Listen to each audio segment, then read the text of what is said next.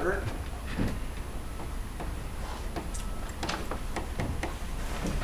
Hearing is now resumed. We've been talking a lot about the IHPC. Now, that is a pre-season process, and we've heard from Mr. Rosenberger, Mr. Grout, and Mr. Lapointe about the in-season process, which involves the Fraser River panel. So my question now is, should there be a process like the IHPC in season? So should there be the same kind of consultative process in season that you see in the IHPC? And if I could start with you, Mr. Christensen, Dr. Christensen. Frankly, I think that attempting to have a multi-interest in-season process would simply be impractical. And I suppose I'm saying that in that context that I think that the recreational sector is at least is reasonably satisfied with the in-season management process. We have there is regular consultation with the recreational sector as issues arise with respect to recreational and commercial fisheries that might impact on our interests. For example, conference calls in the north related to the Area F troll. This is the Chinook harvest in the north and its relationship to other fisheries in the south. In the specific context of sockeye, we have a sockeye working group that has a conference call sometimes weekly during the harvest season with DFO representatives and others in order to either provide input or receive information on how the process is going. And I think that it works reasonably well from our perspective, and frankly I'm not sure how practical it would be to try to pull together all harvesting interests, particularly since sometimes these issues are quite narrow in their concern, and so we view it as being up to us to ensure that the right people are being consulted when decisions need to be made in season. Mr. Sato? I actually believe that in my personal opinion, the department has it right.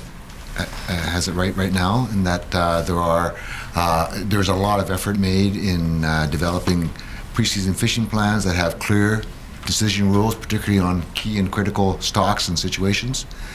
That the decisions are known as well in advance as possible, and described as the broadest range of possible circumstances possible. I think there is a good in-season information sharing and discussion forums that they've made available, and they're largely bilateral, and I think that it's probably appropriate that it take place at that level. I think there are good communication tools to keep the public at large well informed as possible, as through the fishery notice system, what have you. I think they've got it right. There are some situations where perhaps maybe it might make some sense to have some sort of local process where you keep the various sectors informed of the progress of fisheries or progress of the stocks, so that the conservation objectives can be met and what have you. But it's more fine-tuning than reworking, in my view. There's one possible embellishment or addition that I think that would be helpful to the process, and that is to establish some sort of standing arbitration or adjudication process where because there will be from time to time respectful differences of opinion arise with respect to how to actually implement or make a decision with respect to a management option.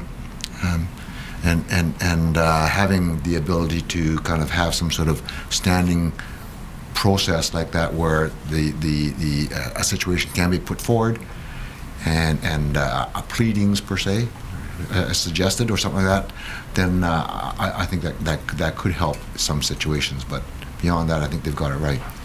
Just to understand what you're saying there, you're suggesting that there should be a formal arbitration for in-season management decisions that are happening once or twice a week, that kind of? No, okay, I'm saying that on occasions, on some rare occasions, then some differences of opinion will take place. I can't remember the exact year, but there was a situation where a particular troll group was faced with a situation that was not expected in season. it was possible that the case could have been put forward to a process that says, hey, we need to hear about this, we need to see this, and make some sort of formal recommendation to the department or some sort of process where their pleadings could have been heard. And who would hear this? Well, I would suggest that there is a model that exists within the Pacific Salmon Commission process right now. The Fraser River panel, for example, if the United States and Canada were to arrive at a respectful difference of opinion and need to have the situation heard, then the Pacific Salmon Commission is empowered and mandated to hear the case and to render a decision. Are you talking about fishing plans where Mike Lapointe, or the chief biologist of the Salmon Commission, is able to make a decision on whether a fishing plan is consistent with the objectives? Is that what you're referring to? Mike Lapointe makes recommendations to the Fraser River panel, and the Fraser River panel then makes some sort of determination as to whether that is a suitable or acceptable execution of the fishery itself that is consistent with the agreements between Canada and the United States. But there have been occasions when there have been differences of opinion take place between Canada and the United States, and there was one particular situation where that particular provision was invoked. And the Pacific Salmon Commission itself, the commissioners, and I'm talking about the commissioners, not the Pacific Salmon Commission staff, but the commissioners did have to hear a situation and render a decision. Right, and so you're suggesting that there should be some sort of an arbitration provision set up within the Fraser River panel for in-season management disputes? No, Is that what you're saying? I was suggesting more in a domestic situation here. What I was responding to is if there are differences of opinion, legitimate and respectful differences of opinion take place with respect to how you might want, how the fishery could be executed. In other words, it might be between a gillnet group and a purse seine group, or it might be between the commercial fishery, a decision or option between the commercial fishery and the recreational fishery. And there is a legitimate difference of opinion, and they're equally perhaps viable options, but require some sort of adjudication. Then those situations, if the process existed to have that situation heard, and an objective process was established in place to make that decision, that might be helpful. Okay. And sorry, and who would be the arbitrator in this decision? I know I wasn't clear on your answer to that question. It could very well be a panel composed of departmental as well as other interest groups, the province of BC, for example, and or representatives from other harvest groups. Mr. Matthews, do you think there needs to be an intersectoral process like the IHPC during the in-season decision-making time? No, I don't think it would work in season. It's impractical, and I already sort of described all the problems with First Nations representation there already. As an in-season process, I think it would be even more complicated in that manner. I guess the question talks about the IFMP, does it too? Yes. So I guess, from my perspective, the IFMP lays out sort of rules or principles that the fishery might be managed by, but the in-season process that occurs at the Fraser panel is sort of interpretation of those rules and interpretation of how the data that's used is going to be applied in, I guess, developing a fishing plan. And to me, that's the Fraser panel. That's where First Nations, I think, need to be involved in a process like that. And I imagine later on today we're going to talk about the Fraser panel and all that. Yeah. So I won't go into the problems we see with that. But I don't think the IHPC is an in-season process that should be used. Okay. And the last question I have on the IHPC is in the recommendations. from the 2001 Institute for Dispute Resolution report, which was, is it page 164 in Exhibit 14? Recommendation number 6. I don't know if we need to go to it, but there's a similar recommendation from the Shamoot report, which is, maybe people can just make note of it, recommendation number 2, which is at page 2110 of Exhibit 14. But if we look at the one that's in front of us, which was from the Institute for Dispute Resolution, recommendation number 6, establish a policy advisory committee and a public policy forum process for discussions of key policy issues amongst all sectors, First Nations, and the federal and provincial governments. The response from the Crown, which is in the right-hand column of this document, is that the policy advisory committee has not been established, that policy matters that affect the conduct of salmon fisheries are discussed at the Salmon IHPC, and its advice is then integrated with advice received from other sources. Is that description of the process for discussion of key policy issues adequate from your perspective? Mr. Christensen? No, it is not. And I say that in part because I played a fairly strong role in the development of the proposals by the Institute for Dispute Resolution, and secondly because I was a member of the Shaboot inquiry, and in both cases it seemed to me that there was a need for a separate body, that it is not either fair or appropriate to expect the Integrated Harvest Planning Committee to take on these broader policy issues that do need discussion. And if you again look particularly in the IDRC recommendation, the constituency is broader. It was proposed to include coastal communities and other interests that are not normally at the table in fisheries issues, and particularly not at the IHPC. I would, as one example that struck me because I took the time to reread this document, one of the examples that the IDRC report gives as a policy issue that needed to be discussed by such a forum was the question of individual vessel quotas, or as sometimes defined as defined shares or others. Instead, the department, in fact, has in effect moved into the development of individual vessel quotas, both in groundfish and now increasingly in terms of salmon fisheries, without that issue ever receiving any kind of serious intersectoral and inter-interest forum discussion.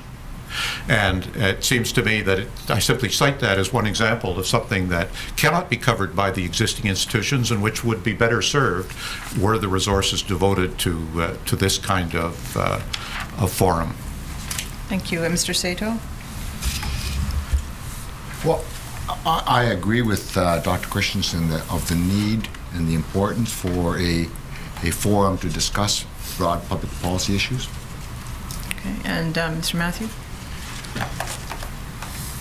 I agree there needs to be a forum for First Nations to discuss these policy issues, like the wild salmon policy. And the process that's evolved so far is, DFO's come out and conducted dialogue sessions throughout BC on the wild salmon policies as an example, and sort of taken our input and developed a policy.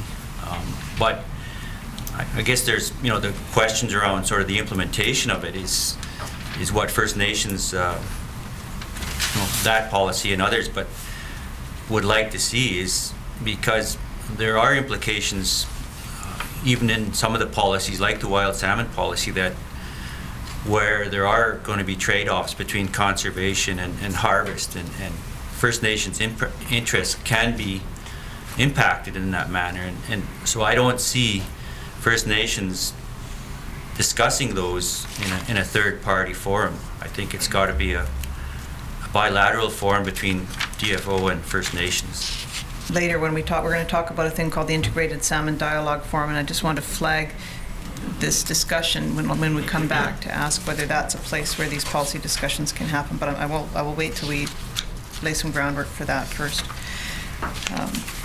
Before we leave the IHPC, are there any improvements that you think could be made to the IHPC process? I think we've spent quite a bit of time talking about the representation of First Nations in that process, so we might have said everything we need to say on that for the purposes of today. But if there are other, if people want to come back to that, if there's something that hasn't been addressed, please do so. But are there any other improvements that could be made to the IHPC and the IFMP process? Again, start with you, Dr. Christensen.